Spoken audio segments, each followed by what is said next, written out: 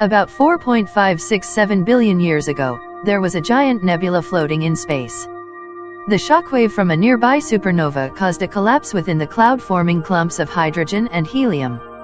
Due to angular momentum, mass from the nebula got centralized and the rest got flattened out into a disk around center. Then, the Sun and the planets were born.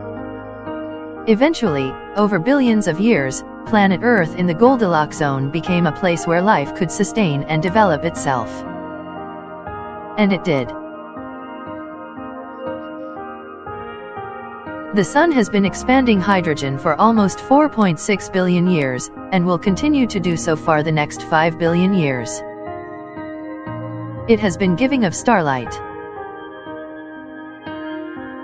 Fusion of atoms of hydrogen into helium, which releases energy by nuclear fusion, which we perceive as sunlight. The same phenomenon is used in thermonuclear bombs, but they expand their energy in a fraction of a second. But our Sun expands it over billions of years, forming a suitable environment for life to exist.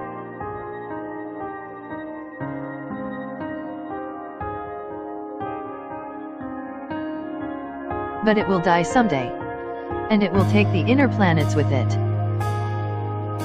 It will slowly become cooler and expand in size to about 250 times its current size, becoming a red giant. And it will release its mass as a planetary nebula, and the core within will be preserved at a temperature of 30,000 degrees Celsius.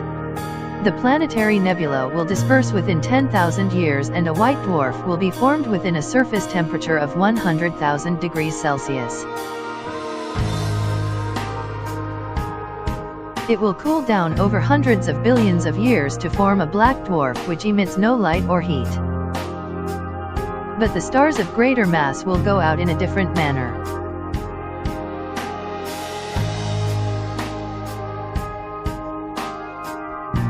They will explode in a brilliant supernova which can reach temperature of 100 billion degrees Celsius.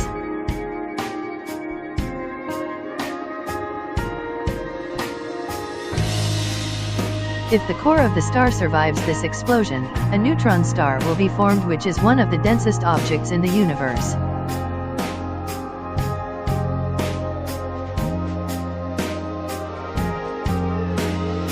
If the core collapses in on itself, then it will form a stellar mass black hole.